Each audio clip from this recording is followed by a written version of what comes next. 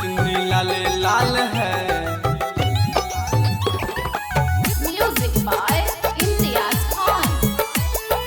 अम्बे मैया के चुनरी लाले लाल है।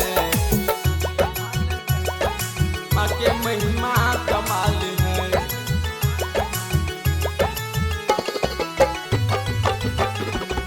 मैं के सजाब देखे फुलवा से माली, में पैलिया सोहे कनवा में बाली, कनवा में बाली। मैं के सजाब देख फुलवा से माली, में पैलिया सोहे कनवा में बाली।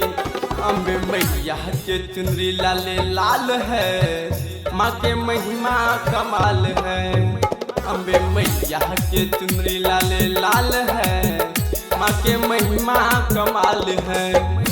अम्बे मैया के चुनरी लाले लाल है। माँ के महिमा कमाल है।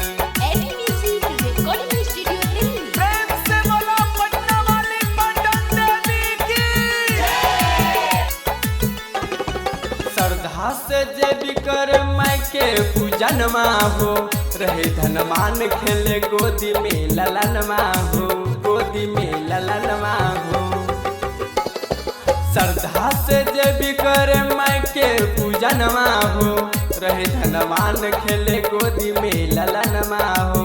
माई के मंदिरवा से होला जाए कारा, हमरा त बाटे देवी तोहरे सहारा।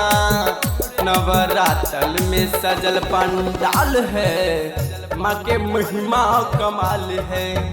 नवरात्र में सजल पंडाल है।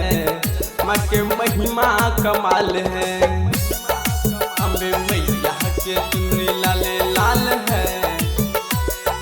माँ के महिमा कमाल है। Eddie Music Recording Studio Delhi. प्रेम से बोलो पटना वाली पटन देवी की। भक्ति बढ़ाव अपन माई के चरनिया में, मनमा के सुख मिली माई के भजनिया में, माई के भजनिया में। भक्ति बढ़ाव अपन माई के चरनिया में, मनमा के सुख मिली माई के भजनिया में।